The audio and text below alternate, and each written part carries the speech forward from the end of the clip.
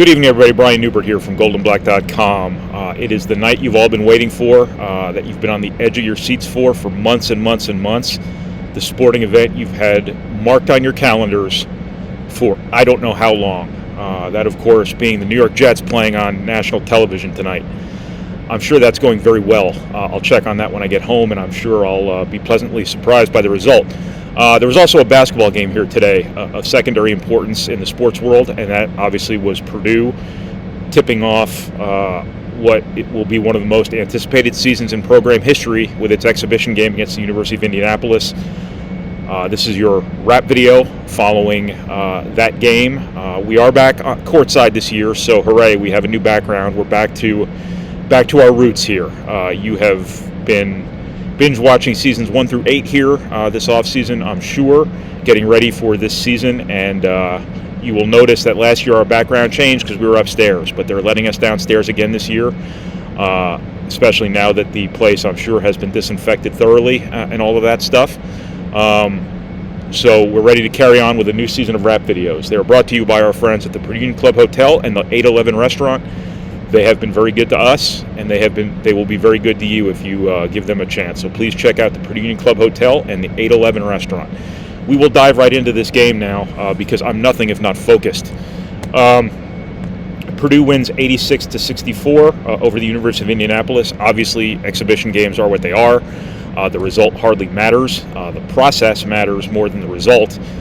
And as much as you look at this as a 22-point win, you also look at the process as being, somewhat unfulfilling. I know, I'm sure fans would have liked to have gotten a little bit more positive reinforcement about their team after finding out that Purdue lost in overtime at Providence in that scrimmage, which also, doesn't really matter. And I've said multiple times, will probably be a punchline by the end of the year. But Purdue has, shown some vulnerabilities here in these games that don't count, and that's the important asterisk that has to be put on the fact that Purdue's struggling is what this stuff is for. You come out here to try to get your weaknesses exposed, to have to labor a little bit, to have to exert yourself, and to show yourself and your coaches what you're capable of and what maybe you still have to get better at. And right now Purdue is walking away from this win, with a longer list of things probably that they have to get better at than things that they have actually arrived at. And the reality is it starts at the defensive end. This was a 4-alarm fire coming out of Providence by every indication I've gotten in terms of Purdue's ability to stop the dribble and just be sound and disciplined on defense and all of that stuff. And I don't know if there was necessarily a whole lot to lead you to believe that Purdue made marked improvement from the Providence scrimmage to this one.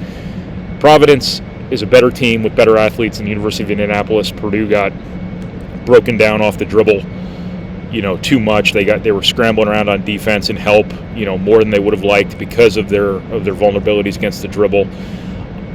I know you hate when coaches or media say this, but I have to watch the film here tomorrow to really diagnose where things were lacking. But I just remember University of Indianapolis people dribbling past Purdue people, far too often than you would have liked. Obviously, you're never going to play a perfect game defensively, but you would have liked to have been a little more sound, a little bit more disciplined, or whatever it may be, than Purdue seemed to be.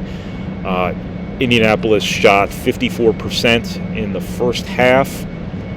They made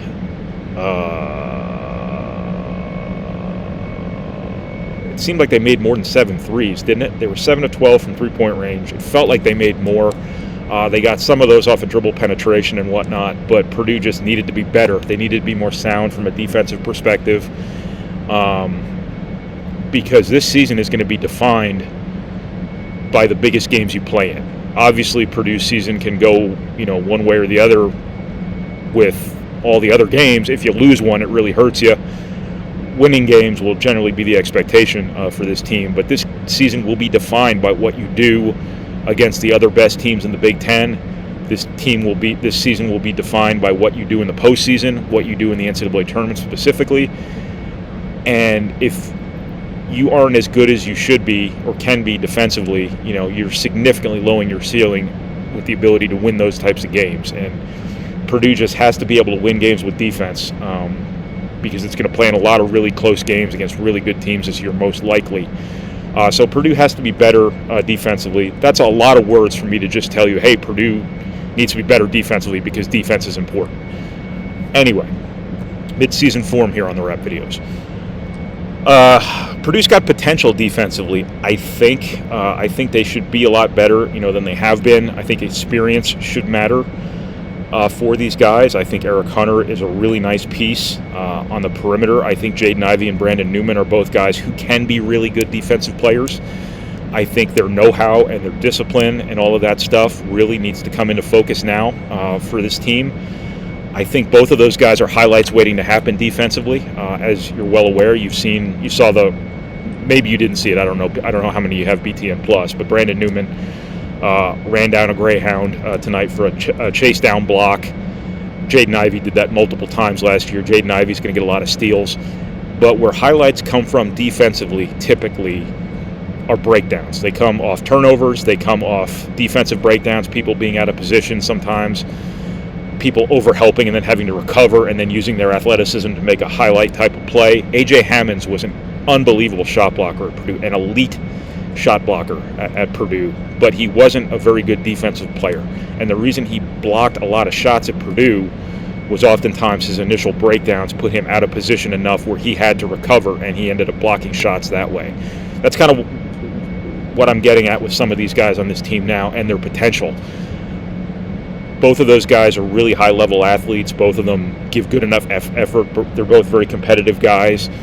But I think they're the key to Purdue, being an okay defensive team and being a potentially really good defensive team, because those guys have the requisite physical capabilities to be able to really, really keep the basketball in front of them. When that happens at more than one position at once, and Eric Hunter would be the one position I would take as pretty much a given. Then Purdue stays out of help. They keep out of scrambling situations. They don't give up maybe the sorts of threes they gave up last year that basically invited mediocre shooters to get hot and have buzzsaw types of nights. I think Purdue's ability to contain the dribble this season is the key to their defensive success, and their defensive success might be the key to their season. So again, that's a lot of words to say to make what is a very important point. I thought Isaiah Thompson, is really coming on defensively. Started to last year, and he'll be an important cog for them as well. You're going to have to play through some things because you're really big at center. You have some really big people playing the four now. Caleb Furst, I think, is doing a really good job defensively from the little I've seen and the little I've heard. So Purdue is going to have some vulnerabilities defensively, but what those vulnerabilities should not lie in your best athletes.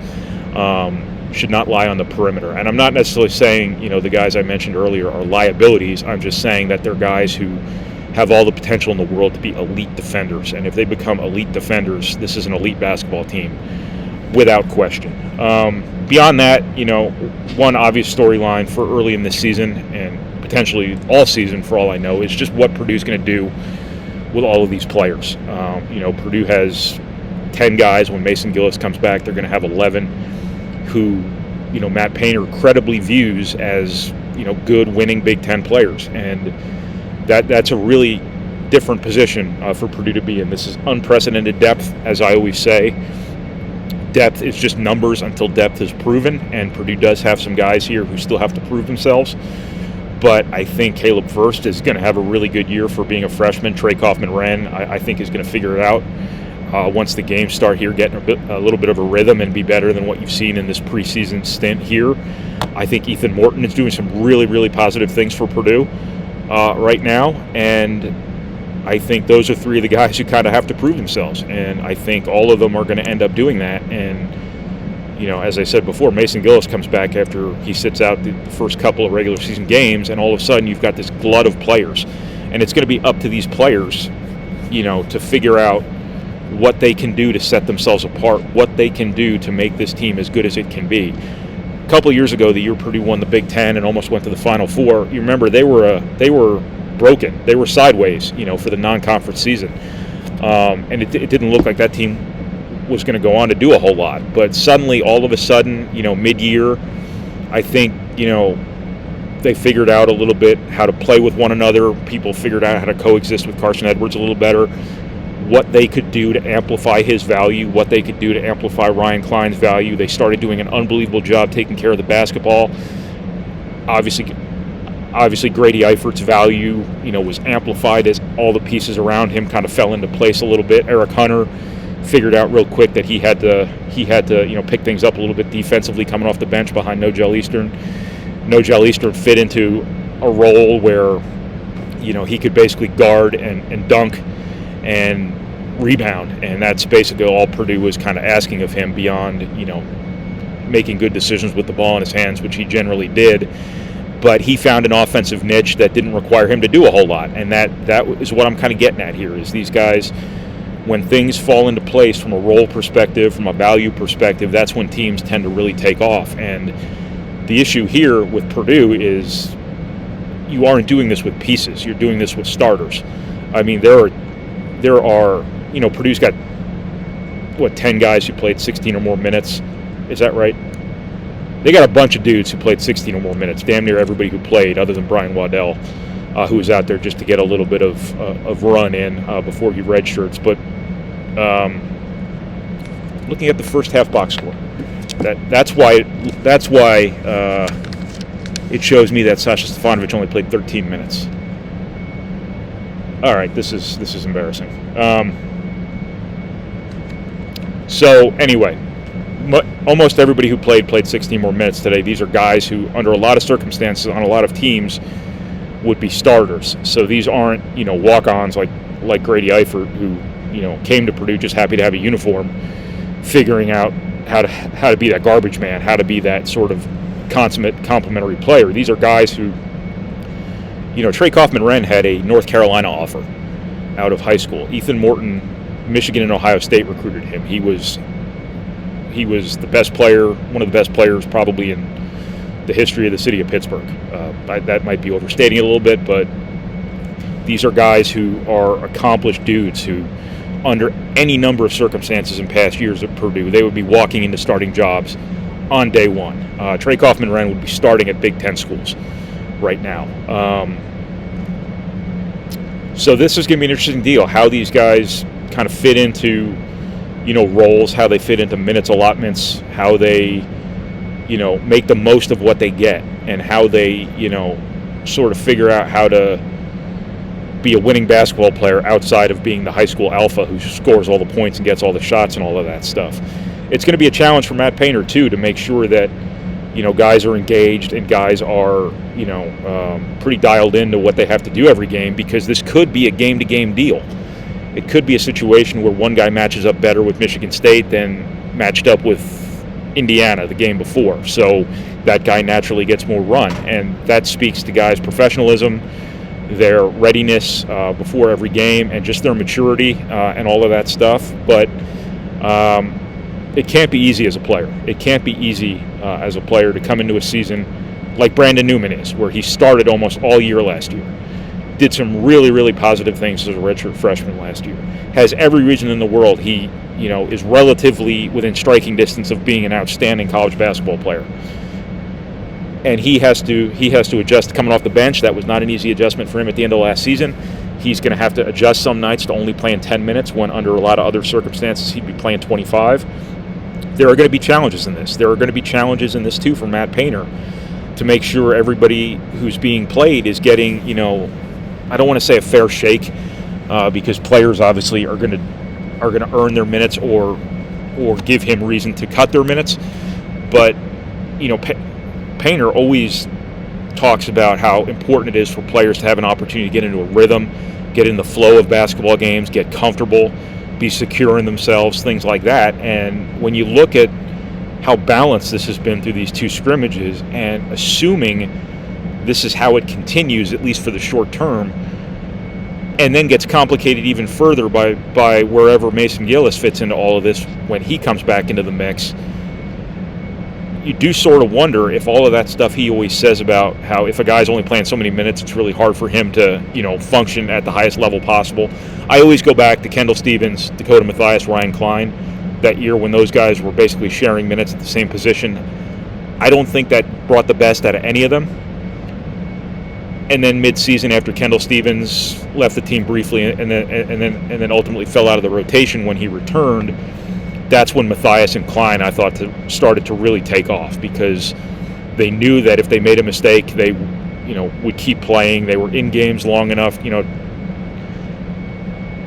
get the blood pumping and so on and so forth. And you just don't know how this is going to play out with this team. Me framing this as, a problem, as a concern, also has to be framed with the reality that this is a hell of a good problem to have. It is a really good thing to have too many good players as opposed to not having very many good players. Some of Purdue's best teams prior to this one, depth has been one of their Achilles heels. No pun intended to Purdue's injury history. But you look at what's happened to Purdue before. They've had multiple Final Four capable teams under Matt Painter. One got deep sixth. Two of them got deep sixth by Robbie Hummels hurting his knees. One got deep sixth by Isaac Haas hurting his elbow in the NCAA tournament. And I will go to my grave saying that Purdue would have beaten Texas Tech and gone to the Final Four, or gone to the Elite Eight, and then we'll see what would have happened against Villanova had they had Isaac Haas, because he's exactly what they needed against Texas Tech. I'm off topic once again, and I can't remember even what I was just talking about. But you look at what's happened to Purdue's prior Final Four teams, a lot of them have been deep sixed by untimely injuries. You look at this team right now, and you don't want to ever predict that. You don't ever want to run the risk of speaking it into existence, but, I don't know if there's a guy who could fall out of the rotation, right? There might be one, and that would be, and I don't want to speak it into existence, but I don't know how many guys there are where you could lose a guy for whatever reason and not still be a really, really good basketball team. But one thing about this team this year that I think people might be glancing over amidst all the hoopla about this team is they still have to earn it. They still have to show that all of those freshmen last year have made the jump they need to make to go from being a surprisingly good team to being an elite team. And that's skipping a step or two in there somewhere. Those guys have to prove it. The seniors have to prove that they're ready to lead this thing, that Purdue is going to have good, authoritative leadership that's going to take Purdue through, the difficulties that ultimately it's going to encounter. I think there are going to be some challenges, some good problem to have challenges from Matt Painter coaching this team, but I think he has to do a really good job, and there's every reason to think he will, because that's his kind of track record at Purdue. But these guys being viewed as, the number 7 team in the country, that is fair, but that is also assuming an awful lot. It is a fair assumption to make. It is a justified assumption to make, because this team has all the potential in the world. It showed enough last season to credibly think that they can make that leap from one year to the next. But until they do, until they actually prove it, and until they play defense better than they did tonight or at Providence, granted in games that don't count, they still have a lot to prove here to justify, the way they're being viewed. I don't want to be, Captain Buzzkill here, sitting here at 11:07 at night, kind of raining on your parade if you've already made your plane tickets to wherever the Final Four is. But I think that is an important layer to this story too, that Purdue, for as good as they look on paper, there's a lot about this team that's still unproven, and a lot of improvement that has to come out of these 2 preseason exhibition events. So 1845, that's pathetic. I gotta cut these things down. This is an absolute joke.